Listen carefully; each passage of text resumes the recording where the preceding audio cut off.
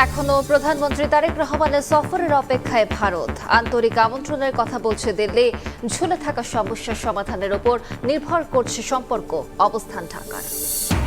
রোহিঙ্গা ফেরতের সংখ্যা নিয়ে মিয়ানমারের বিবৃতির ব্যাখ্যা চায় বাংলাদেশ। রাষ্ট্রদূতকে ডেকে উদ্বেগ জানানো ঢাকা। আল কায়দা নিয়ে জাতিসংঘের প্রতিবেদন ভিত্তিহীন। অন্তর্বর্তী আমলে এনবিআরে দুঃখজনক ঘটনার পুনরাবৃত্তি চায় না সরকার। কর্মকর্তাদের শাস্তি মওকুফের দাবি বিবেচনার আশ্বাস প্রধানমন্ত্রীর। চা শ্রমিকদের দিলেন রেইনকোট। সরকারের 6 মাসে প্রশাসনে দলীয়করণ সহ প্রতিশ্রুতি পূরণে ব্যর্থতার অভিযোগ জামায়াতের। গঠনমূলক সমালোচনার মাধ্যমে গণমাধ্যমকে দায়িত্বশীল ভূমিকার আহ্বান। এবং কারাগার থেকে ফোনে কথা বলা সহ কোনো বিশেষ সুবিধা পাচ্ছেন না আওয়ামী লীগের নেতারা, জানালেন মহাপরিদর্শক। জেল থেকে পালানোর 600-র বেশি আসামি এখনো পলাতক।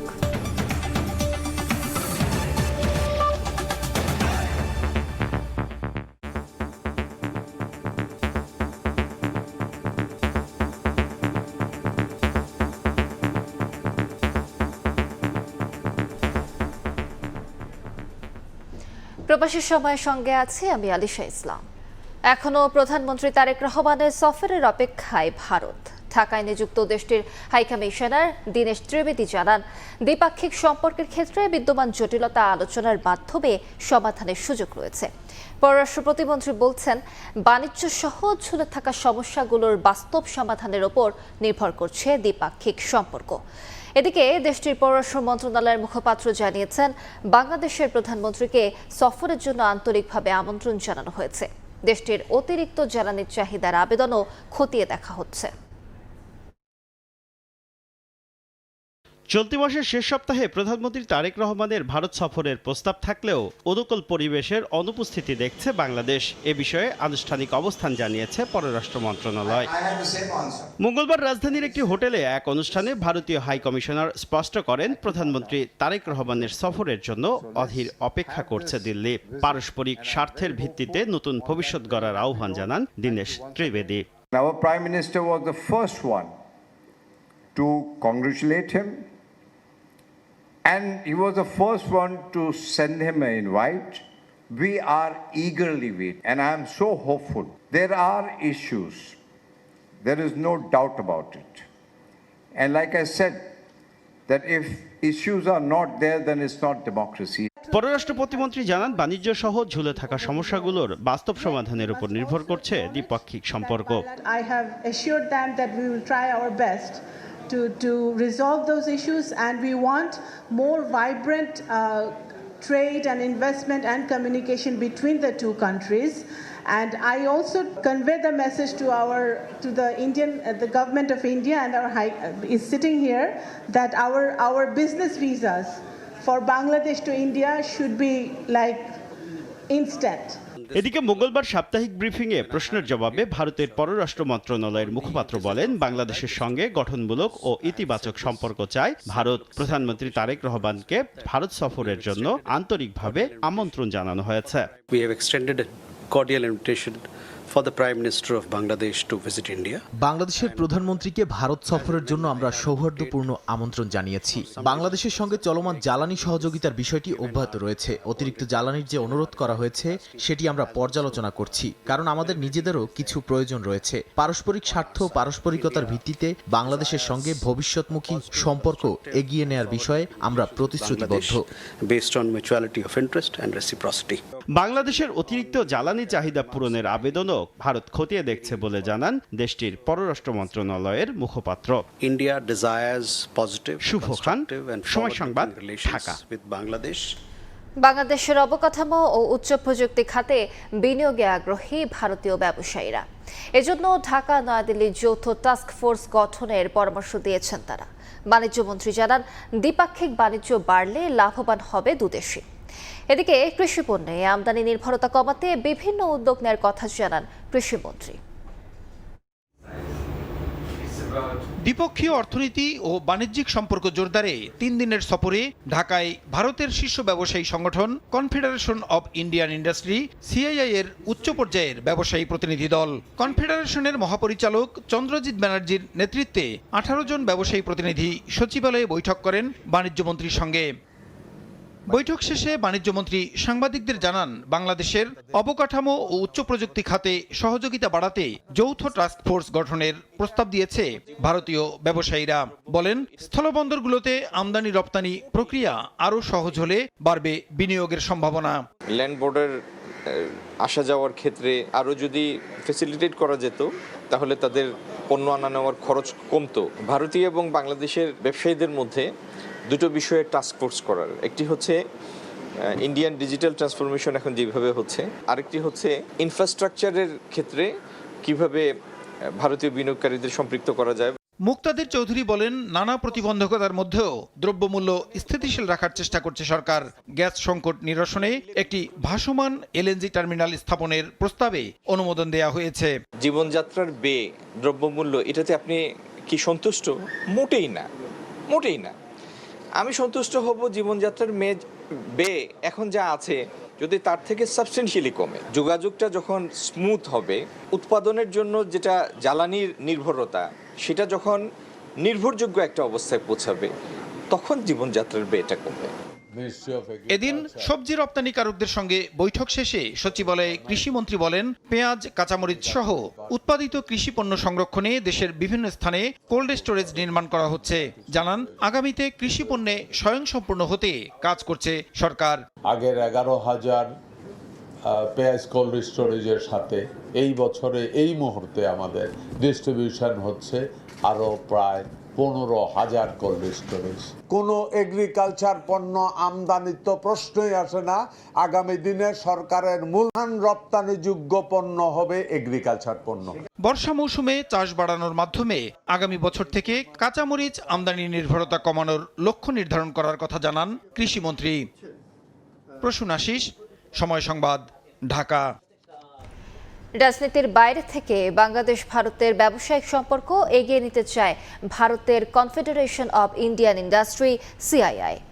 বাণিজ্যে গতি আনতে স্বাস্থ্য, প্রযুক্তি, এআই, সৌরশক্তি সহ 8টি খাতে বাংলাদেশে ব্যবসা সম্প্রসারণে আগ্রহী ভারতীয় ব্যবসায়ীরা। মঙ্গলবার বিকেলে রাজধানীর মতিঝিলে এফবিসিসিআই কার্যালয়ে দুদেশের ব্যবসায়ী প্রতিনিধিদের বৈঠক শেষে যৌথ সংবাদ সম্মেলনে এ তথ্য জানানো হয়। বিনিয়োগ সম্প্রসারণের জন্য টাস্ক ফোর্স গঠনের প্রস্তাব দিয়েছে ভারতীয় প্রতিনিধি দল। একই সঙ্গে শুল্ক অশুল্ক বাধা দূর করার প্রয়োজনীয়তা তুলে ধরেছেন তারা। এ সময় এফবিসিসিআই প্রশাসক ফজলুল হক জানান, আলোচনার মাধ্যমে শুল্ক জটিলতা নিরসনের উদ্যোগ নেওয়া হবে।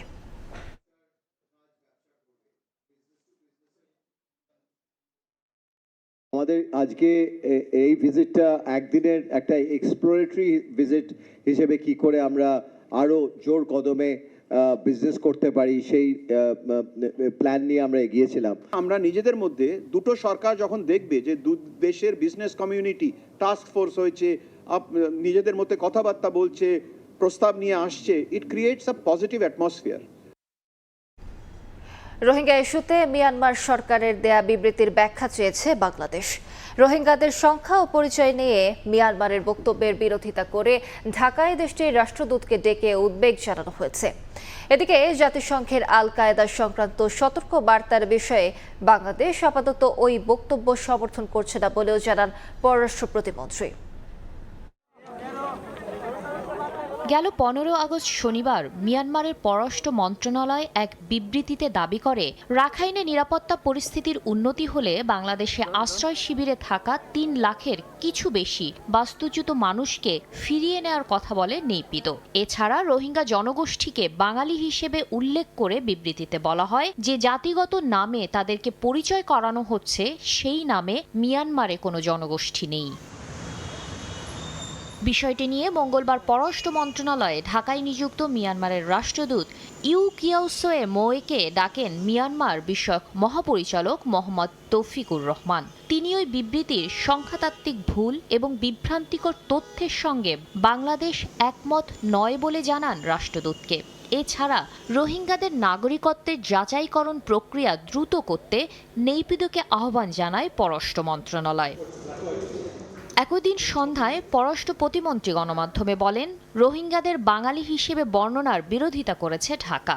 মিয়ানমারের দিক থেকে যে স্টেটমেন্টটা করা হয়েছে সেখানে সংখ্যার কিছু বিভ্রাট আছে, যেটার সাথে বাংলাদেশের সরকার বা পররাষ্ট্র মন্ত্রণালয় একমত না। মিয়ানমারের অ্যাম্বাসেডর আমাদেরকে আশ্বস্ত করেছে যে মিয়ানমার সরকারের সাথে উনি কথা বলবেন, আর একটু দ্রুত গতিতে তারা ভেরিফিকেশন প্রসেসটা করে। They have their own identity, এটাও বলা হয়েছে এবং সেটাও আমাদের মিয়ানমারের অ্যাম্বাসেডর বাংলাদেশে সেটা উনি স্বীকার করেছেন, উনি গিয়ে ওনার সরকারের সাথে কথা বলবেন। আওয়ামী লীগ সরকারের করা দ্বিপাক্ষিক চুক্তি রোহিঙ্গা সমস্যাকে আরও জটিল করেছে মন্তব্য করে শ্যামা অবৈদ বলেন, দিন যতই যাচ্ছে পরিস্থিতি তত কঠিন হচ্ছে।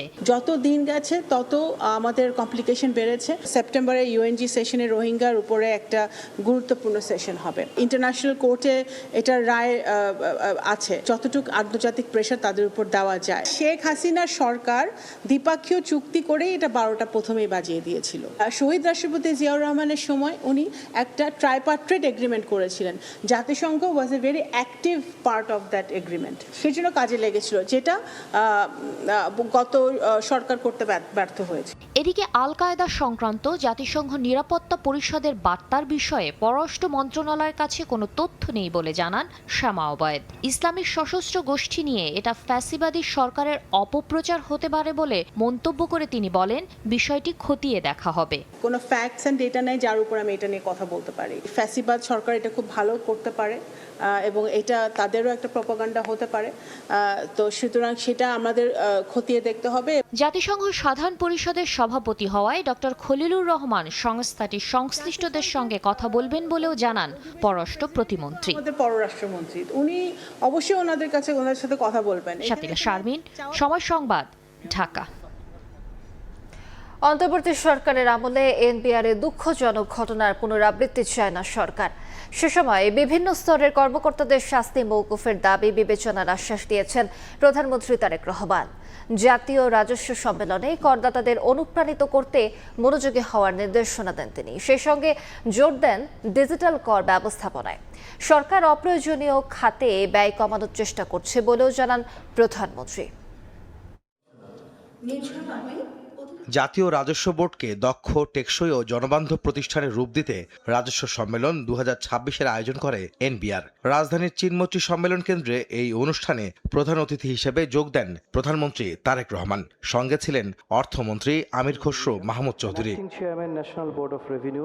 উন্মুক্ত আলোচনায় এনবিআর কর্মকর্তারা নিজেদের অভিজ্ঞতা ও নানা বিষয়ে প্রধানমন্ত্রীকে অবহিত করেন। এ সময় বিগত অন্তর্বর্তী সরকারের আমলে এনবিআরকে 2 ভাগে ভাগ করার প্রশ্নে আন্দোলনকারীদের বাধ্যতামূলক অবসর, বদলি ও বরখাস্তের ঘটনা বোর্ড কর্তাদের পক্ষ থেকে তুলে ধরা হলে সরকার প্রধান বিষয়গুলো বিবেচনায় আনার আশ্বাস দেন। ভবিষ্যতে এরকম কোনো অপ্রীতিকর ঘটনা ঘটবে না। আপনারা যেটি চাইছেন সরকারের কাছে, সরকার অবশ্যই অত্যন্ত গুরুত্বের সাথে এটি বিবেচনা করবে। অনুষ্ঠানে প্রধানমন্ত্রী তারেক রহমান অন্তর্বর্তী সরকারের সময় ঘটে যাওয়া ঘটনাকে দুঃখজনক উল্লেখ করে বলেন, কর্মকর্তা কর্মচারীদের নিরাপদ ও স্বস্তির পরিবেশ নিশ্চিতে কাজ করবে সরকার। এনবিআরে যেই দুঃখজনক ঘটনাটি ঘটেছিল, আমরা চাই সরকারে দায়িত্বে যারা আছেন, সরকারের বিভিন্ন কর্মকর্তাবৃন্দ, আমরা চাই আপনারা নিরাপদে স্বস্তি নিয়ে আপনারা দেশ গঠনে কাজ করুন। আমরা যে কোনো ধরনের বিশৃঙ্খলাকে পরিহার করার চেষ্টা করি। ভবিষ্যতে যাতে এই ঘটনাকে পরিহার করা যায়, বর্তমানে যাতে সকলকে স্বস্তিতে কাজ করার পরিবেশ করে দেওয়া যায়, তার জন্য প্রয়োজনীয় পদক্ষেপ সরকার গ্রহণ করবেন। পতিত ফ্যাসিস্ট সরকার দেশকে ঋণ ও আমদানি নির্ভর রাষ্ট্রে পরিণত করেছিল মন্তব্য করে প্রধানমন্ত্রী বলেন, বৈদেশিক সহায়তা নির্ভর হয়ে ভবিষ্যৎ প্রজন্মের উপর অতিরিক্ত ঋণের বোঝা চাপিয়ে দিতে চায় না তার সরকার। তাই রাজস্ব আদায়ে অভ্যন্তরীণ আয়ের ক্ষেত্র ও উৎস বাড়াতে জোর দেন সরকার প্রধান। ফ্যাসিবাদ মুক্ত বাংলাদেশে এবার আমাদের ঘুরে দাঁড়ানোর পালা, অর্থাৎ বাংলাদেশের ঘুরে দাঁড়ানোর পালা। দেশের জনগণ বর্তমানে এনবিআরকে একটি নির্ভরযোগ্য এবং বিশ্বস্ত প্রতিষ্ঠান হিসাবে প্রত্যাশা করে। দক্ষ এবং টেকসই রাজস্ব ব্যবস্থাপনার মাধ্যমে জন আস্থা অর্জন সম্ভব। বর্তমান সরকার এনবিআর তথা রাজস্ব কাঠামোকে জনবান্ধব হিসাবে গড়ে তুলতে চায়। অপ্রয়োজনীয় খাতে ব্যয় কমাতে বর্তমান সরকার চেষ্টা করছে বলে জানান প্রধানমন্ত্রী। বলেন, সাধারণ মানুষ যেন স্বেচ্ছায় কর প্রদানে স্বাচ্ছন্দ্য বোধ করে, তাই কর আদায় পদ্ধতি সহজ এবং দুর্নীতি ও হয়রানিমুক্ত হওয়া প্রয়োজন। কর ব্যবস্থাপনা কিংবা কর আদায় পদ্ধতি সহজ এবং দুর্নীতি ও হয়রানিমুক্ত হওয়া প্রয়োজন, যাতে মানুষ স্বেচ্ছাপ্রণোদিত হয়ে কর আদায় স্বাচ্ছন্দ্য বোধ করেন। একই করদাতাদের ওপর বারবার করের বোঝা বাড়িয়ে রাজস্ব বৃদ্ধির নীতি খুব সম্ভবত টেকসই পদ্ধতি নয়, বরং কর প্রদানে সক্ষম ব্যক্তিদেরকে শনাক্ত করে তাদেরকে যথাযথ নিয়মে করের আওতায় আনার ব্যবস্থা করার কার্যক্রম উদ্যোগ গ্রহণ করা বোধহয় অত্যন্ত প্রয়োজন। রাষ্ট্র ক্ষমতায় আসার পর হতে 6 মাসে এনবিআর এর রাজস্ব আহরণের পরিমাণ ইতিবাচক ছিল বলেও জানান প্রধানমন্ত্রী তারেক রহমান। পরে জাতীয় রাজস্ব বোর্ডের বিভিন্ন স্টল পরিদর্শন করেন সরকার প্রধান। আহমেদ সালেহীন, সময় সংবাদ, ঢাকা। নিবন্ধিত 1,30,000 চা শ্রমিককে রেইনকোট দেবে সরকার। প্রাথমিকভাবে দেয়া হলো 20,000 রেইনকোট। মঙ্গলবার দুপুরে সচিবালয়ে 10 শ্রমিকের হাতে রেইনকোট তুলে দেন সরকার প্রধান। এ সময় উচ্ছ্বাস প্রকাশ করেন শ্রমিকরা। রাষ্ট্র পরিচালনার দায়িত্ব নেওয়ার পর প্রধানমন্ত্রী মৌলভীবাজার সফরে যান গেল জুনে। তুমুল বৃষ্টির মধ্যে চায়ের রাজধানী শ্রীমঙ্গলে চা শ্রমিকরাও যোগ দেন সরকার প্রধানের কর্মসূচিতে। সে সময় বর্ষা মৌসুমে চা পাতা সংগ্রহ আরও সহজ করতে চা শ্রমিকদের রেইনকোট দেওয়ার পরিকল্পনা নেয় সরকার। মঙ্গলবার বিকেলে সচিবালয়ে মন্ত্রিপরিষদ বিভাগে 10 চা শ্রমিকের হাতে রেইনকোট তুলে দেন প্রধানমন্ত্রী তারেক রহমান। মৌলভীবাজার ছাড়াও সিলেট, হবিগঞ্জের সংসদ সদস্যরা উপস্থিত ছিলেন। পাশাপাশি ছিলেন রেইনকোট সরবরাহ করা বেশ কয়েকটি কর্পোরেট প্রতিষ্ঠানের কর্মকর্তাও। প্রধানমন্ত্রীর হাত থেকে রেইনকোট নিয়ে উচ্ছ্বাস প্রকাশ করেন চা শ্রমিকরা। বলেন, বর্ষায় কাজ করতে গিয়ে রোগ থেকে রেহাই মিলবে। আমরা পলিথিন পরতাম, এখন আমাদের যে সরকার রেইনকোট দিয়েছে, আমরা অনেক ধন্যবাদ। প্রধানমন্ত্রী আমাদেরকে ডেকেছে, সরাসরি কথা বলেছেন, আমাদের দুঃখ সুখ নিয়ে কথা বলছেন। এটাই আমরা জীবনে উনার ঋণ শোধ করতে পারবো না। এত আদর সম্মান করেছে, তা কি ভাষায় আপনাদের বুঝাবো, আপনার কোনো ভাষা নাই।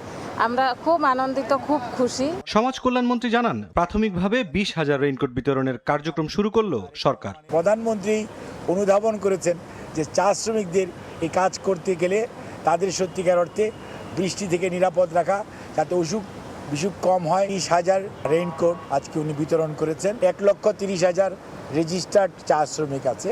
তা আমাদের ইচ্ছা যে সবাইকেই রেইনকোট দেওয়া। শ্রমিক কল্যাণে কর্পোরেট প্রতিষ্ঠানগুলোকে আরো বড় পরিসরে এগিয়ে আসতে সরকারের পক্ষ থেকে আহ্বান জানান মন্ত্রী।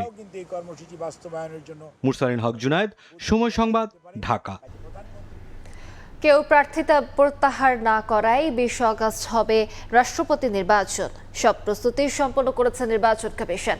এ কথা জানিয়েছে ইসি সচিব আক্তার আহমেদ। এদিকে সংবিধানের 70 অনুচ্ছেদ এবং রাষ্ট্রপতি নির্বাচনের তফসিলের বৈধতা চ্যালেঞ্জ করে দায়ের করা রিট খারিজ করে দিয়েছেন হাইকোর্ট। রাষ্ট্রপতি নির্বাচনের মনোনয়নপত্র প্রত্যাহারের দিন ছিল মঙ্গলবার। বেঁধে দেওয়া সময়ের মধ্যে দুই প্রার্থীর কেউই মনোনয়নপত্র প্রত্যাহার না করায় ভোটের মাঠে থাকছেন বিএনপি মনোনীত প্রার্থী মির্জা ফখরুল ইসলাম আলমগীর এবং জামায়াত জোটের প্রার্থী অলি আহমদ। ব্রিফিংয়ে ইসি সচিব জানান, রাষ্ট্রপতি নির্বাচনের সব ধরনের প্রস্তুতি গ্রহণ করেছে ইসি। বাছাই পর্বে আমাদের প্রার্থিতা বৈধ পাওয়া গেছে। তাদের ভিতরে কেউই মনোনয়নপত্র প্রত্যাহার করেননি। শেষ অনুযায়ী আমাদের আগামী নির্বাচন 20 তারিখে যেটা অনুষ্ঠিত হবে, সেখানে 2 জন প্রার্থী প্রতিদ্বন্দ্বিতা করবেন। ভোট গণনা শেষে সংসদ সচিবালয় কক্ষে ফলাফল ঘোষণা করা হবে বলেও জানান ইসি সচিব। বিকাল 5টা পর্যন্ত ব্যালট গ্রহণ করা হবে। ভোটারের সংখ্যা হচ্ছে 349 এবং 349টা ব্যালটই থাকবে। ভুল হওয়ার সম্ভাবনার প্রেক্ষাপটে আমরা হয়তো কিছু বাড়তি কয়েকটা ব্যালট রাখবো। ব্যালটের রংটা আছে সাদার উপরে কালো প্রিন্ট। এদিকে রাষ্ট্রপতি নির্বাচনের তফসিলের বৈধতা এবং সংবিধানের 70 অনুচ্ছেদ চ্যালেঞ্জ করে দায়ের করা রিট আবেদন খারিজ করে দেয় হাইকোর্ট। মঙ্গলবার দুপুরে বিচারপতি খিজির আহমেদ চৌধুরী ও বিচারপতি AFM সাইফুল করিমের সমন্বয়ে গঠিত হাইকোর্ট বেঞ্চ শুনানি শেষে এ আদেশ দেন। আদালতকে বলেছি যে পার্লামেন্ট এবং মনে করেছে যে রাষ্ট্রপতি পদটি দ্রুততার সঙ্গে পূরণ করা দরকার এবং সে কারণে সংবিধান মেনেই পার্লামেন্ট অধিবেশন রেখেছেন এবং সে অনুযায়ী পার্লামেন্ট কর্তৃক সংসদের সদস্য কর্তৃক রাষ্ট্রপতি নির্বাচিত হবে। তো সেক্ষেত্রে এই পিটিশনার কিংবা আবেদনকারী জনাব ইউনূসুল আকন্দর সংক্ষুব্ধ হওয়ার কোনো কারণ নেই। সংবিধানের ৭০ অনুচ্ছেদকে সংবিধানের মূল কাঠামোর সঙ্গে সাংঘর্ষিক এবং ২০ আগস্ট অনুষ্ঠিত হতে যাওয়া রাষ্ট্রপতি নির্বাচনের তফসিল স্থগিতের আবেদন জানানো হয়েছিল। কাউসারা চৌধুরী কুমু, সময় সংবাদ, ঢাকা। নির্বাচনী প্রতিশ্রুতি বাস্তবায়নে সরকারকে বিএনপির পক্ষ থেকে সব ধরনের সহযোগিতা করা হবে। জনগণের সঙ্গে সরকারের সেতু নির্মাণে বিএনপি কাজ করে যাচ্ছে। শহীদ রাষ্ট্রপতি জিয়াউর রহমান ও সাবেক প্রধানমন্ত্রী বেগম খালেদা জিয়ার সমাধিতে শ্রদ্ধা নিবেদন করে এ কথা বলেন দলটির স্থায়ী কমিটির নতুন সদস্যরা।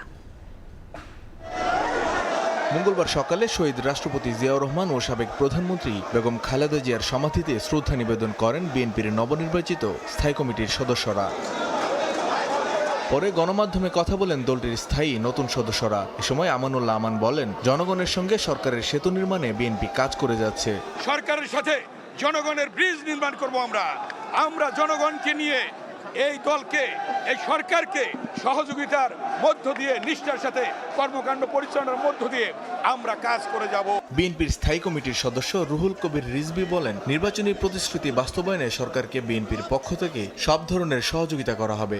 তারেক রহমানের প্রদর্শিত যে নীতি, সেই নীতির বাস্তবায়নের জন্য এবং সরকার যে গৃহীত যে পদক্ষেপগুলো নিয়েছেন, সেটা যাতে দ্রুতগতিতে আরও ত্বরান্বিত হয়, বাস্তবায়ন হয়, এই জন্য দলের নেতাকর্মীদেরকে আমরা উদ্বুদ্ধ করা, তাদেরকে কাজে লাগানোর জন্য আমরা চেষ্টা করব। বৈদেশিক নীতির ক্ষেত্রে সমমর্যাদার ভিত্তিতে সরকারের নীতি আন্তর্জাতিক অঙ্গনে বাংলাদেশের সমমর্যাদা নিশ্চিত করেছে বলে মন্তব্য করেন স্থায়ী কমিটির নবনির্বাচিত সদস্যরা। মানিক মোহাম্মদ ওমর, সময় সংবাদ, ঢাকা। ৬ মাসে জনগণকে দেয়া প্রতিশ্রুতি পূরণে সরকার ব্যর্থতার পরিচয় দিয়েছে বলে মন্তব্য করেছেন জামাতের আমির জেনারেল মিয়া গোলাম পরোয়ার। সরকারের ৬ মাসের কর্মকাণ্ডের মূল্যায়ন নিয়ে সংবাদ সম্মেলনে এই কথা বলেন তিনি। প্রশাসনে দলীয়করণের মাধ্যমে সরকার পুরনো ফ্যাসিবাদের পথে হাঁটছে বলেও মন্তব্য করেন এই জামাত নেতা। সরকারের ৬ মাসের কাজের মূল্যায়ন নিয়ে রাজধানীর মগবাজারের আল ফালা মিলনায়তনে জামায়াতের সংবাদ সম্মেলন। উপস্থিত ছিলেন দলটির বিভিন্ন পর্যায়ের জ্যেষ্ঠ নেতারা। জামায়াতের সেক্রেটারি জেনারেল মিয়া গোলাম পরোয়ার বলেন, ৬ মাসে জনগণকে দেয়া কোনো প্রতিশ্রুতিই পূরণ করতে পারেনি বর্তমান সরকার। বাস্তবে খাদ্য, বাসভাড়া, পরিবহন, নিত্য প্রয়োজনীয় ব্যয়ের চাপ নিম্ন মধ্যবিত্ত পরিবারের আয়কেই ক্রমশ চাপে ফেলছে। ফলে মানুষের প্রকৃত ক্রয় ক্ষমতা কমছে। সরকার অ্যাকর্ডিং টু হিজ কমিটমেন্ট সরকার ব্যর্থ, মোটা দাগে ব্যর্থ, এবং সে ফ্যাসিস্ট সরকারের পথ ধরেই হাঁটছে। এ সময় সরকারের গঠনমূলক সমালোচনা করে গণমাধ্যমকে দায়িত্বশীল ভূমিকা পালনের আহ্বান জানান জামায়াত সেক্রেটারি। সরকারের তোষণ করার এক শ্রেণীর মিডিয়া থাকবে, এটা দুঃখ আর দুর্ভাগ্য ছাড়া আমাদের কিছু করার নেই। আমরা মনে করি সত্যকে সত্য বলতে হবে, এটার নাম সাংবাদিকতা। যেসব পত্রিকার সফলতাই শুধু দেখে, তো আমাদের এই গ্যাস, জ্বালানি, দ্রব্যমূল্য, ক্যাম্পাসের সহিংসতা, গণভোটের গণরায় না মানা, দলীয়করণের যে সমস্ত দলিল, তথ্য, ছবি সাংবাদিক সবার কাছেই আছে, এটা কোনো জবাব নেই। জনস্বার্থ রক্ষায় সংসদ ও রাজপথে জামায়াত দায়িত্বশীল বিরোধী দলের ভূমিকা পালন করবে বলে জানান এই নেতা। সরকারের প্রত্যেকটি মন্ত্রণালয় এবং বিভাগে আমরা ব্যর্থতার দৃশ্যই শুধু চোখে দেখতে পাচ্ছি। শফিক মুন্সি, সময় সংবাদ, ঢাকা। দেখছেন প্রবাসী সময়। ঢাকা, চট্টগ্রাম ও বগুড়ায় যাত্রা শুরু করলো নারী বাস সার্ভিস। প্রাথমিকভাবে রাজধানীতে 10টি বাস নিয়ে যাত্রা শুরু করলো এই বাস সার্ভিস। বাস চালানোর জন্য 15 জন নারীকে প্রশিক্ষণ দেওয়া হয়েছে। কর্মজীবী নারীদের যাত্রা সহজ ও নিরাপদ করতেই সরকারের এই উদ্যোগ বলে জানিয়েছেন সড়ক পরিবহন ও সেতুমন্ত্রী। কর্মব্যস্ত নগরী রাজধানী ঢাকায় চলাচল করেন প্রায় 10 লাখ কর্মজীবী নারী। গণপরিবহনে ওঠানামায় রীতিমতো যুদ্ধ করতে হয় তাদের। কখনো ঘন্টার পর ঘন্টা অপেক্ষার পরও মেলে না কাঙ্ক্ষিত গন্তব্যের বাস। কর্মজীবী নারীদের নিরাপদ ও স্বাচ্ছন্দ্যময় যাতায়াত নিশ্চিতে নির্বাচনী ইস্তেহারে আলাদা মহিলা বাস সার্ভিস চালুর ঘোষণা দেয় বিএনপি। এরই ধারাবাহিকতায় মঙ্গলবার সকালে রাজধানীর তেজগাঁও বিআরটিসি বাস ডিপোতে উদ্বোধন করা হয় নারীদের জন্য আলাদা মহিলা বাস সার্ভিস। প্রাথমিকভাবে রাজধানীতে 10টি বাস নিয়ে যাত্রা শুরু করলো এই সার্ভিস। বাস চালানোর জন্য 15 জন নারীকে প্রশিক্ষণ দেওয়া হয়েছে। আমি একজন নারী হয়ে আরো 5-10টা নারীকে 100টা নারীকে আমি বাসে করে তাদের যাত্রা করে নিয়ে দেবো তাদের গন্তব্যস্থলে। এটা আমার কাছে অনেক গর্বের একটা বিষয়। প্রশিক্ষণ দিয়ে আমাদেরকে সফলভাবে আমরা উত্তীর্ণ হয়ে আমরা এখানে আসি। সরকারের উদ্যোগকে স্বাগত জানান নারী যাত্রীরাও। এর আগেও রাজধানীতে নারীদের জন্য আলাদা বাস সার্ভিস চালু করা হলেও তা বন্ধ হয়ে গেছে অল্প দিনের মধ্যে। এই নারী যাত্রীরা বলছেন এই সার্ভিস যাতে চালু থাকে, দীর্ঘস্থায়ী হয় এবং প্রয়োজন মতো সব রুটেই যেন চালানো হয় নতুন এই পিঙ্ক বাস। যাতায়াত সহজ ও নিরাপদ করার পাশাপাশি সার্ভিস স্থায়ী করতে নিয়মিত তদারকির তাগিদ তাদের। মেয়েদের জন্য যে আলাদা করে বাস দেওয়া হয়েছে এটা খুবই একটা ভালো উদ্যোগ। মেয়েরা অনেক সেফলি যেতে পারবে। বন্ধ হবে এটা তো আমরা আসলে ভাবছি না। আমরা আশা রাখি যে বাসের সংখ্যা আরও বাড়ানো হবে, কারণ এখন কর্মজীবী নারী স্টুডেন্টের সংখ্যা কিন্তু অনেক বেশি। এটা আমাদের জন্য খুবই একটা আনন্দের বিষয়, কারণ আমাদের মেয়েদের জন্য এটা অন্তত সেফটি। উদ্বোধনী অনুষ্ঠানে সার্ভিস টেকসই করতে কর্মকর্তাদের নির্দেশ দেন সড়ক পরিবহন মন্ত্রী। এছাড়া পরিবহন খাতে শৃঙ্খলা ফেরাতে অল্প সময়ের মধ্যেই সরকার 200টি ইলেকট্রিক বাস কিনবে বলেও জানান তিনি। নারীদের জন্য রাষ্ট্রীয় অর্থনীতি, রাষ্ট্রীয় ব্যবস্থাপনায় একটা নিরাপদ স্বস্তির যাতায়াত নিশ্চিত করতে চাই। উদ্যোগটা সময় উপযোগী এবং প্রয়োজনীয়, কিন্তু এটাকে ধরে রাখা, টেকসই রাখা, সমৃদ্ধ করা, প্রসারিত করা সেটা চ্যালেঞ্জ, কিন্তু সেই চ্যালেঞ্জ নেওয়ার জন্য এই মন্ত্রণালয় প্রস্তুত আছে।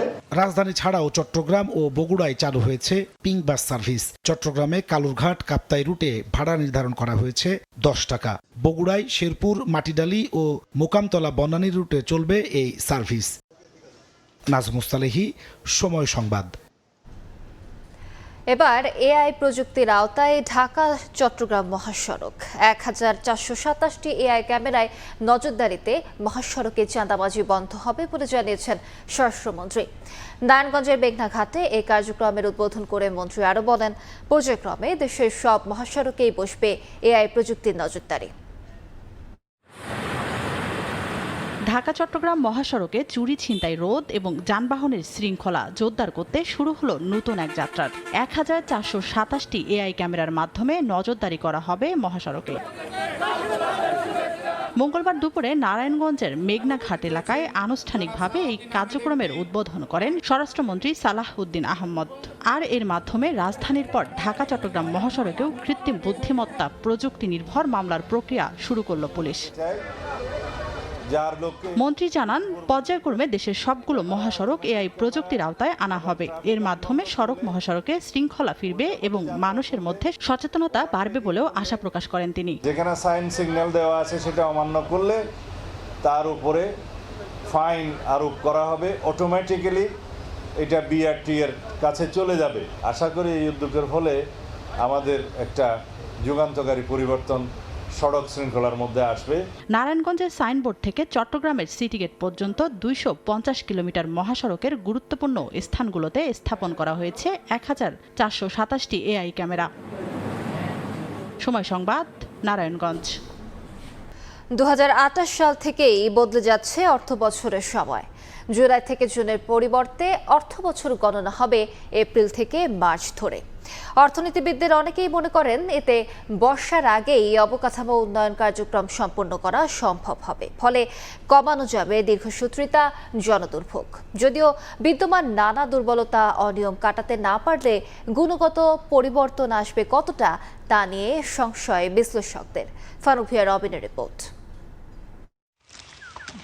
আবহমান বাংলার কৃষি ব্যবস্থা, চাষাবাদ, রাজস্ব বা খাজনা আদায় বিবেচনায় মোঘল আমলে সম্রাট আকবর চালু করেছিলেন বাংলা পঞ্জিকা। মধ্য এপ্রিলে শুরু হওয়া বাংলা সন এখনো প্রাসঙ্গিক গ্রামীণ বাংলায়, বাণিজ্য কিংবা কৃষিকাজে। যদিও জাতীয় অর্থনীতিতে অর্থ বছরের হিসাব ভিন্ন। জুলাই থেকে জুনকে ধরেই চলে আসছে আর্থিক কার্যক্রম। এবার অর্থবছরের সেই সময় পরিবর্তনের সিদ্ধান্ত নিল সরকার। বর্ষা মৌসুমে উন্নয়ন কাজ দীর্ঘায়িত ও গুণগত মান নষ্ট হয়, এই বিবেচনায় 2028 সাল থেকে অর্থবছর এগিয়ে আনা হচ্ছে 2 মাস। নতুন অর্থবছর হবে এপ্রিল থেকে মার্চ ধরে, যা অনেকটা বাংলা সনের কাছাকাছি। বাংলাদেশ কৃষিভিত্তিক দেশ এবং বাংলাদেশে আসলে সিজনটা শুরুই হয় এপ্রিল থেকে। তার কারণ আমাদের বাংলা মাসটা কিন্তু বৈশাখ, যেটা এপ্রিলে। জুলাই মাসে তো অর্থবছর শুরু হয়, কিন্তু সঙ্গে সঙ্গে আবার প্রাকৃতিক দুর্যোগগুলো শুরু হয়ে যায়।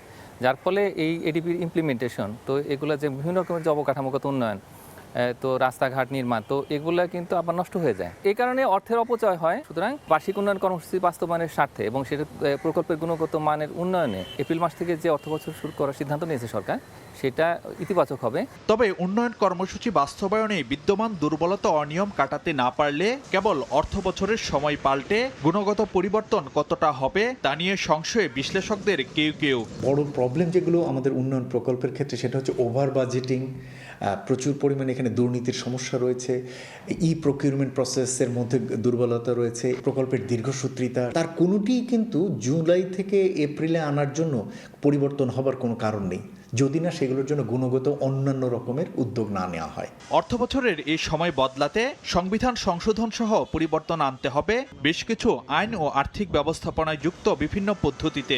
এটা করার ফলে অনেকগুলো পরিবর্তন আপনাকে আনবার দরকার পড়বে। আইনি পরিবর্তন আছে, প্রক্রিয়াগত পরিবর্তন আছে, এমনকি প্রাতিষ্ঠানিক বেশ কিছু পরিবর্তনের প্রয়োজন হবে। যেমন আমাদের অর্থ বছরের শুরু জুলাই থেকে জুন, এটা আমাদের সংবিধানে লেখা রয়েছে, সুতরাং সংবিধান সংশোধনের প্রয়োজন পড়বে। অর্থনীতিকে সাজাতে হবে এবং রাজস্ব আদায়, তারপর অর্থনৈতিক ব্যবস্থাপনা, এই তথ্য সংগ্রহ, প্রশাসনিক ব্যবস্থাগুলো গ্রহণ, তো এই প্রত্যেকটা জিনিসই কিন্তু এটার সঙ্গে আসলে টাই আপ করতে হবে। একই সঙ্গে আমাদের যে সার্বিক প্রশাসনিক প্রস্তুতি সেটাও খুব দ্রুত করতে হবে। মন্ত্রিপরিষদ বিভাগ বলছে অর্থবছর পরিবর্তনে অংশীজনদের সমন্বয়ে একটি কমিটি নির্ধারণ করবে পরবর্তী কর্মপন্থা। ফারুক ভিয়া, রবিন, সময় সংবাদ, ঢাকা। আগামী বছরের শুরুর দিকে এই পদ্মা ব্যারেজ দৃশ্যমান হবে বলে জানিয়েছেন পানি সম্পদ মন্ত্রী শহীদউদ্দিন চৌধুরী। মঙ্গলবার বিকেলে গঙ্গার পানি বন্টন চুক্তি নবায়ন বিষয়ক সেমিনারে তিনি কথা জানান। মন্ত্রী বলেন, গঙ্গার পানি বন্টন চুক্তির বিষয়ে আসন্ন জাতিসংঘ সম্মেলনে বিশ্ব নেতাদের সামনে জোরালো বক্তব্য তুলে ধরবেন প্রধানমন্ত্রী তারেক রহমান। চলতি বছরের 12 ডিসেম্বর চুক্তি নবায়নের সময় ভারতকে বাংলাদেশের মানুষের স্বার্থ বিবেচনার আহ্বান জানান মন্ত্রী।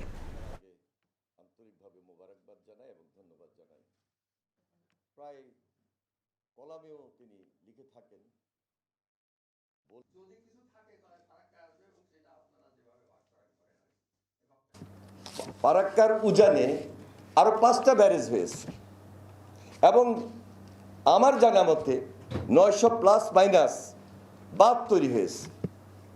পুরা পানিটাকে তারা এমনভাবে কন্ট্রোল করছে, এখানেই তো বাংলাদেশের সঙ্গে তাদের বন্ধুত্বের সম্পর্কের অবনতি ঘটে। 16 ডিসেম্বরের মধ্যে হযরত শাহজালাল আন্তর্জাতিক বিমানবন্দরের 3rd টার্মিনাল চালুর পরিকল্পনা করছে সরকার। মঙ্গলবার সকালে বার্জা ও প্রেস ইনস্টিটিউট অব বাংলাদেশের এক কর্মশালায় বিমান ও পর্যটন মন্ত্রী আফরোজা খানম রিতা কথা বলেন। 3rd টার্মিনালের কাজ আওয়ামী সরকার খারাপ অবস্থায় রেখে গেছে বলে মন্তব্য করে তিনি বলেন, অন্তর্বর্তী সরকারও এ নিয়ে কোনো পদক্ষেপ নেয়নি। জানান, বিমান মেরামতে বোয়িং ও এয়ারবাসের সঙ্গে MRO নিয়ে চলছে আলোচনা। এছাড়া গরিব মেধাবীদের স্বল্প খরচে পাইলট বানাতে ফ্লাইং একাডেমি তৈরির পরিকল্পনাও তুলে ধরেন বিমানমন্ত্রী।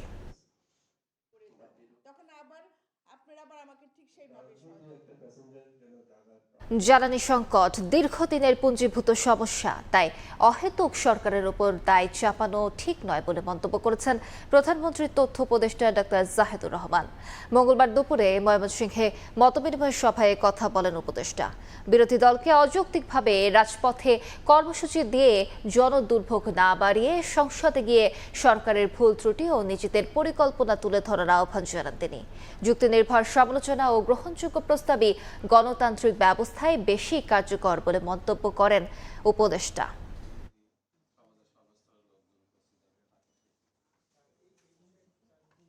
দীর্ঘমেয়াদী একটা সংকটের ফল আমাদের উপরে এসে পড়েছে এবং এটা খুব র্যাডিক্যাল ইমপ্রুভমেন্ট সহজ না।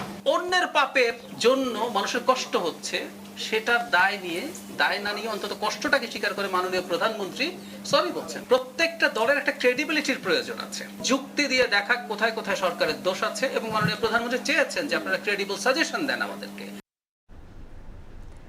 নতুন অনুমোদন হওয়া মানবাধিকার কমিশন আইন 2026 খসড়া অনুযায়ী আইন পাশ হলে ন্যায় বিচারের জন্য লড়াই আরও দীর্ঘ হবে বলে আশঙ্কা প্রকাশ করেছেন এনসিপি সদস্য সচিব আক্তার হোসেন। মঙ্গলবার সকালে রাজধানীর সেগুনবাগিচায় জাতীয় মানবাধিকার ও গুম প্রতিরোধ খসড়া আইন 2026 আইনি পর্যালোচনা ও করণীয় নির্ধারণ শীর্ষ গোল টেবিল বৈঠকে বক্তব্যে তিনি এই কথা বলেন। তার মতে এমন আইন করতে হবে যাতে দেশে গুমের ঘটনা না ঘটে, আর কোনো ঘটনা ঘটলেও ভুক্তভোগীরা যেন নিশ্চিতভাবে ন্যায় বিচার পান। একই সঙ্গে রাষ্ট্রীয় প্রতিষ্ঠানগুলোতে দলীয়করণের অভিযোগ তুলে তিনি বলেন, মানবাধিকার কমিশনকে দুর্বল ও ভঙ্গুর কমিশনে পরিণত করা হলে অতীতের মতোই পরিস্থিতি তৈরি হবে।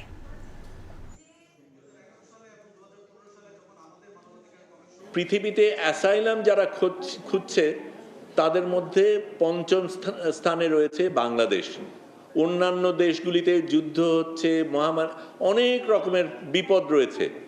বাংলাদেশ তো সেখানে নেই। বিপ্লবের কারণে একটা গণতান্ত্রিক সরকার, নির্বাচিত গণতান্ত্রিক সরকার এসছে, সেখান থেকে এত মানুষ অ্যাসাইলামের জন্য যাবে কেন? মানবাধিকার কমিশনের যে খসড়া আইন করা হয়েছে, এভাবেই যদি সংসদে এটা পাশ হয়ে যায় তাহলে আমাদের যতটুকু অগ্রগতি হয়েছিল সে অগ্রগতিতে আমরা পিছিয়ে পড়ব। সরকার আরো ভালো আইন আনার কথা বলে বরং আরো উল্টো পথে তাদের পা তারা বাড়িয়েছে। আপনারা মন্ত্রিসভার আবার বৈঠক ডাকুন, শুধুমাত্র আমলাদের কথায়, আইন শৃঙ্খলা বাহিনীর কথাই নয়, এই যে সাধারণ মানুষ যারা নাগরিকেরা আছেন তাদের মতামতকে ধারণ করে নতুন করে এই আইনগুলোকে ড্রাফট করুন, এবং যাতে করে কোনোভাবেই মানবাধিকার লঙ্ঘনের ঘটনা না ঘটে। এবার কৃত্রিম গাঁজার তেলের সন্ধান। সিবিডি অয়েলের মোড়কে রীতিমতো অনলাইনে বিজ্ঞাপন দিয়ে নতুন মাদক সিনথেটিক ক্যানাবিস অয়েল বিক্রি করছিল দারাজ। ক্রেতা সেজে অর্ডারের পর বাড্ডায় কারখানায় অভিযান চালায় মাদকদ্রব্য নিয়ন্ত্রণ অধিদপ্তর। বিপুল পরিমাণ মাদকসহ কেমিস্ট আনিসুর রহমানকে গ্রেফতার করে সংস্থাটি। বিদেশ থেকে কাঁচামাল এনে অর্গানিক তেল ও সাবান বিক্রির আড়ালে 2 বছর ধরে চলছিল কারবার। বিক্রিতে সহায়তার অভিযোগে মামলা হয়েছে দারাজের ব্যবস্থাপনা পরিচালকের নামেও। মাসদুর রহমানের রিপোর্ট।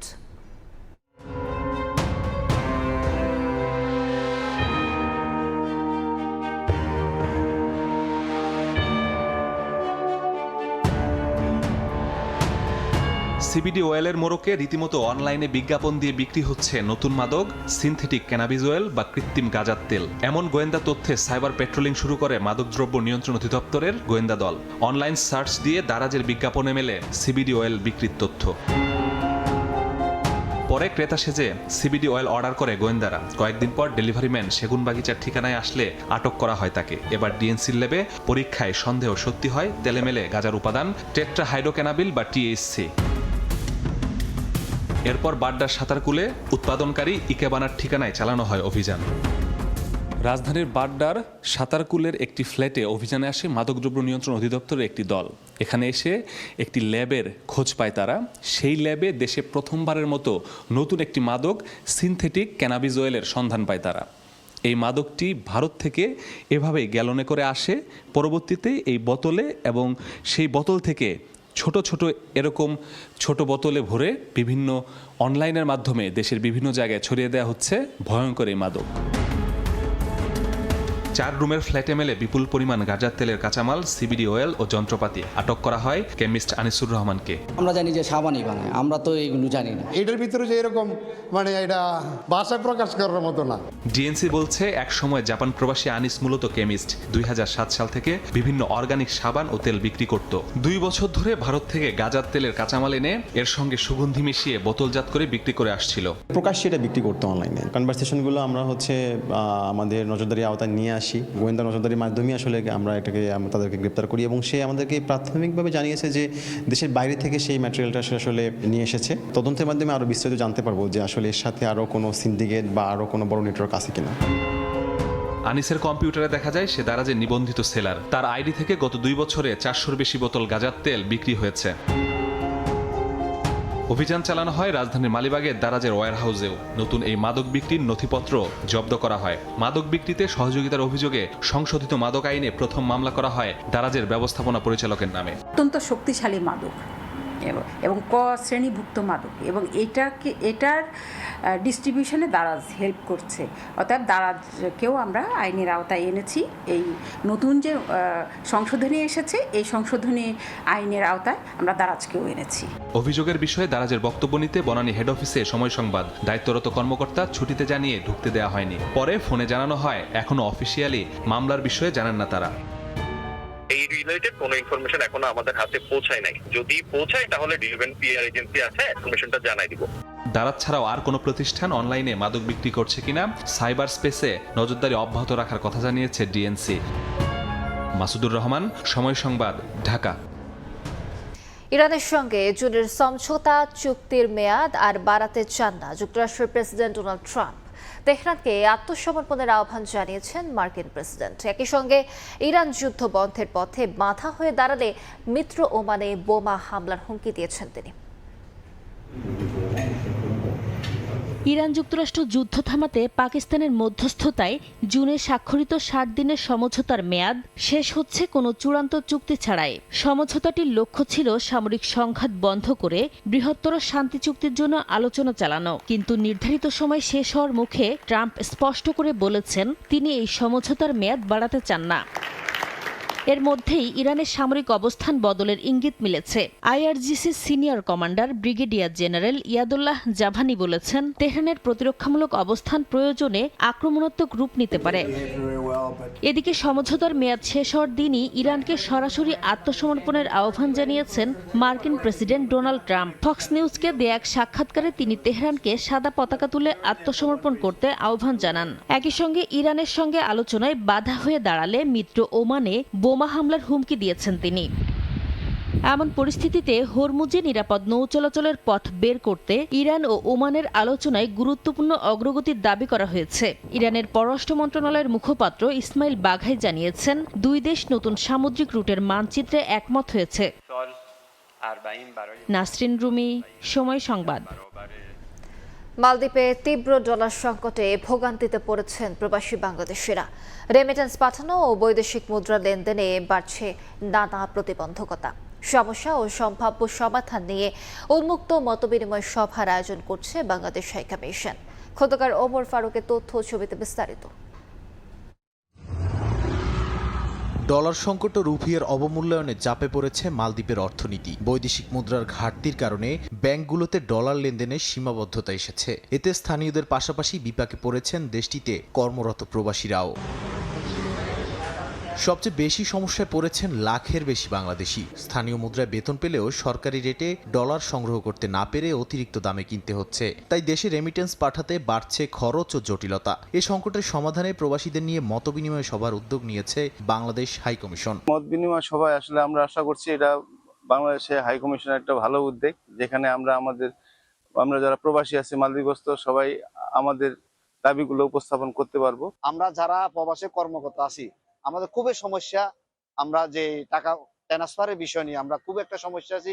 রেমিটেন্স ব্যবস্থার জটিলতা দূর করা, বৈধ পথে অর্থ পাঠানো সহজ করা এবং ডলার প্রাপ্তির প্রতিবন্ধকতা কমানো সভায় থাকছে এসব বিষয়ে আলোচনা। মালদ্বীপে বাংলাদেশের কোনো বাণিজ্যিক ব্যাংকের শাখা বা প্রতিনিধিত্বমূলক কার্যক্রম চালুর সম্ভাবনাও গুরুত্ব পাবে। মালদ্বীপে যে সংকটটা তৈরি হচ্ছে, বিশেষ করে আমরা জানি এখানে সাময়িক সময় থেকে একটা সংকট তৈরি হয়েছে ডলার কেন্দ্রিক। তো আমরা শুনতে চাচ্ছি যে আমাদের প্রবাসী ভাই বোনেরা তারা কি ধরনের কষ্ট বা কি ধরনের প্রবলেমগুলো ফেস করতেছে, আর একসাথেই আমরা এটা চাচ্ছি যে কোনো একটা সমাধান বের করা যায় কিনা। প্রবাসীদের সরাসরি অভিজ্ঞতা ও সুপারিশের ভিত্তিতে কার্যকর উদ্যোগ নেয়ার আশ্বাস দিয়েছেন সংশ্লিষ্টরা। সংকটের টেকসই সমাধানে বাংলাদেশ সরকারকে বিষয়টি অবহিত করার কথাও জানিয়েছেন মালদ্বীপ সফররত ফেনী জেলা বিএনপির যুগ্ম আহ্বায়ক গাজী হাবিবুল্লাহ মানিক। লক্ষাধিক প্রবাসীর অনেক কষ্টে অর্জিত রেমিটেন্স দেশে পাঠানোর জন্য একটি বৈধ ব্যাংকিং চ্যানেল খুবই প্রয়োজন বলে আমি মনে করি। এখানে বৈধভাবে ব্যাংকিং চ্যানেলের মাধ্যমে যদি বাংলাদেশের রেমিটেন্স পাঠানো হয় আমার দেশও আরও উন্নত হবে এবং আমার প্রবাসী যারা রয়েছে তারাও অনেক উপকৃত হবে। প্রবাসীদের আর্থিক লেনদেন সহজ করা এবং রেমিটেন্স প্রবাহ বাড়াতে বাস্তবসম্মত পদক্ষেপই এখন প্রত্যাশা বাংলাদেশিদের। সময় সংবাদ, মালদ্বীপ। জার্মানিতে বাংলাদেশের বিনিয়োগ সম্ভাবনা তুলে ধরল দূতাবাস। ডুসেলডর্ফে বাংলাদেশ দূতাবাস ও চেম্বার অব কমার্স অ্যান্ড ইন্ডাস্ট্রির যৌথ আয়োজনে বিজনেস মিটস ডিপ্লোমেসি শীর্ষক সেমিনার অনুষ্ঠিত হয়েছে। এতে বাংলাদেশের বিনিয়োগ সুবিধা, সরকারি প্রণোদনা ও সম্ভাবনাময় বিভিন্ন খাত তুলে ধরা হয়। অংশ নেন জার্মানির অন্তত 20টি কোম্পানি ও সংস্থার প্রতিনিধিরা। বাংলাদেশে ব্যবসা সম্প্রসারণ ও বিনিয়োগের সম্ভাবনা নিয়ে আশাবাদ জানান তারা। সেমিনারে হালকা প্রকৌশল, সেমিকন্ডাক্টর, ইভি ব্যাটারি, সৌর প্যানেল ও ডেটা সেন্টার সহ বিভিন্ন খাত নিয়ে আলোচনা হয়। এমনকি এতে আগ্রহ দেখিয়েছেন নর্থ রাইন ওয়েস্টফালেনের ব্যবসায়ী ও বিনিয়োগকারীরা। পূর্বপুরুষদের আত্মা ফিরে আসে আপনজনদের কাছে। জাপানিদের এমন বিশ্বাসকে ঘিরেই হয় ওবন উৎসব। এই উপলক্ষে পুরো জাপান জুড়েই এখন উৎসবের আবহ। সমাধি পরিষ্কার, ফুল ও ধূপ দিয়ে শ্রদ্ধা জানানো থেকে শুরু করে পরিবারের সঙ্গে সময় কাটানোর মতো আয়োজনে পালিত হচ্ছে অন্যতম গুরুত্বপূর্ণ এই উৎসব। জাপান থেকে শাকিল মাহমুদের রিপোর্টে বিস্তারিত। জাপানের প্রাচীন বৌদ্ধ ঐতিহ্য থেকে কয়েক শতাব্দী ধরে বিকশিত হয়ে আসছে ওবন উৎসব। এর সঙ্গে জড়িয়ে আছে পূর্বপুরুষদের আত্মাকে স্মরণ ও তাদের প্রতি শ্রদ্ধা জানানোর বিশ্বাস। তারা মনে করেন ওবনের কয়েকটি দিন মৃত পূর্বপুরুষদের আত্মা ফিরে আসে পরিবারের কাছে। তাই এই সময়ে অনেক পরিবার কবরস্থানে গিয়ে কবর পরিষ্কার করে ফুল ও ধূপ দিয়ে শ্রদ্ধা জানায় এবং প্রার্থনা করে। ওবন উপলক্ষে জাপানের বড় শহরগুলো থেকে অনেক মানুষ নিজের বাড়ি বা গ্রামের দিকে ফিরে যান। কয়েকদিনের ছুটিতে পরিবারের সঙ্গে সময় কাটানো, আত্মীয়দের সঙ্গে দেখা করা এবং পূর্বপুরুষদের স্মরণ করাই এই সময়ের অন্যতম প্রধান রীতি। এ কারণে ওবনের ছুটিতে টোকিও, ওসাকার মতো বড় শহরগুলো থেকে মানুষের বাড়ি ফেরার চাপ বাড়ে। ওবনের আরেকটি পরিচিত ও জনপ্রিয় ঐতিহ্য বন উদরি। সাধারণত একটি উঁচু মঞ্চ বা ইয়াগুরাকে ঘিরে দলবদ্ধভাবে করা হয় এই ঐতিহ্যবাহী নাচ। ঢোলের তালে তালে স্থানীয়দের পাশাপাশি বিভিন্ন বয়সের মানুষ এতে অংশ নেন। কেউ কেউ ঐতিহ্যবাহী ইউকাতা পরে অংশ নেন, আবার দর্শকরাও চারপাশে দাঁড়িয়ে উপভোগ করেন এই পুরো আয়োজন। শুধু ধর্মীয় বিশ্বাস নয়, জাপানের সামাজিক ও সাংস্কৃতিক জীবনেও ওবনের রয়েছে বিশেষ গুরুত্ব।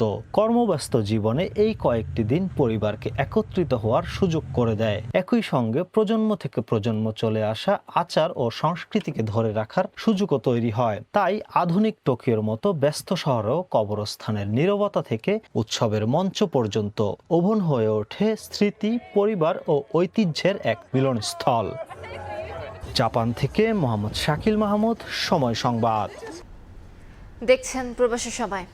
জয় সুখস্মৃতি নিয়ে ডারউইন থেকে ম্যাকাইয়ে পৌঁছেছে বাংলাদেশ জাতীয় ক্রিকেট দল। বিমানবন্দরে প্রবাসী বাংলাদেশিদের ভালোবাসায় সিক্ত হয়েছেন টাইগাররা। তবে দীর্ঘ ভ্রমণ ক্লান্তি কাটাতে প্রথম দিনে কোনো অনুশীলন রাখেনি টিম ম্যানেজমেন্ট। বিশ্রামেই সময় পার করছে নাজমুল শান্তর দল। এদিকে ডারউইনের মতো ম্যাকাইতে টাইগাররা ইতিহাস রচনা করবে বলে প্রত্যাশা প্রবাসী সমর্থকদের। তারেক হাসান শিমুলের রিপোর্ট। অস্ট্রেলিয়া আসলে একটি দেশ হলেও এখানে আসলে এক শহর থেকে অন্য শহরে পাড়ি দেওয়া যেন অন্য কয়েকটি দেশকে পাড়ি দেওয়ার সমান। ডারউইন থেকে ম্যাকাই আসতে বাজে অভিজ্ঞতা হয়েছে টাইগারদের। ভোরে রওনা দিয়ে দ্বিতীয় টেস্ট ভেন্যুতে পৌঁছাতে হয়েছে স্থানীয় সময় সন্ধ্যা 7টায়। টাউনভিলে যান্ত্রিক ত্রুটির কারণে 2 ঘন্টা বসে থাকতে হয়েছে বিমানের ভেতরেই। বিধ্বস্ত হয়ে এসেছেন ম্যাকাইয়ে, তাই পরের দিন রাখা হয়নি আনুষ্ঠানিক কোনো অনুশীলন। জিম করে দিনটা পার করেছেন ক্রিকেটাররা। ভ্রমণ ক্লান্তি কাটিয়ে প্রস্তুত হবেন অজি বদের। তবে ম্যাকাইয়ে নামার পর নিশ্চয়ই এমন অভ্যর্থনা ভ্রমণ ক্লান্তি কিছুটা হলেও দূর করে দিয়েছে। স্থানীয় বাংলাদেশিরা অপেক্ষায় ছিলেন ক্রিকেটারদের। ডারউইনে ঐতিহাসিক জয়ের পর এখানে তাদের স্বাগত জানাতে মুখিয়েছিলেন তারা। ফুলের তোড়া আর করতালিতে আমন্ত্রণ জানালেন এখানকার প্রবাসী বাংলাদেশিরা। টিম পৌঁছানোর পর বিশ্রামেই থাকবেন তারা, কারণ যেহেতু লম্বা একটা জার্নির বিষয় রয়েছে এবং এই জার্নির ধকল কাটিয়ে উঠতে ক্রিকেটাররা নিজেদের মতো করে আসলে সময়টা কাটাবেন। টিম ম্যানেজমেন্ট থেকে আসলে আমরা যেমনটা জেনেছি, মাকাইতে বাংলাদেশ দল এই ডারউইনের স্মৃতিকে সঙ্গী করে ভালো কিছু করবে, সেই প্রত্যাশা যেমন ক্রিকেটারদের প্রত্যাশা কিন্তু প্রবাসী বাংলাদেশি এখানে যারা রয়েছেন এবং বাংলাদেশি যারা রয়েছেন তাদের সবারই। ডারউইন থেকে তারেক হাসান শিমুল, সময় সংবাদ, অস্ট্রেলিয়া। এই ছিল প্রবাসী সময়ে। সঙ্গে থাকুন সময়ের।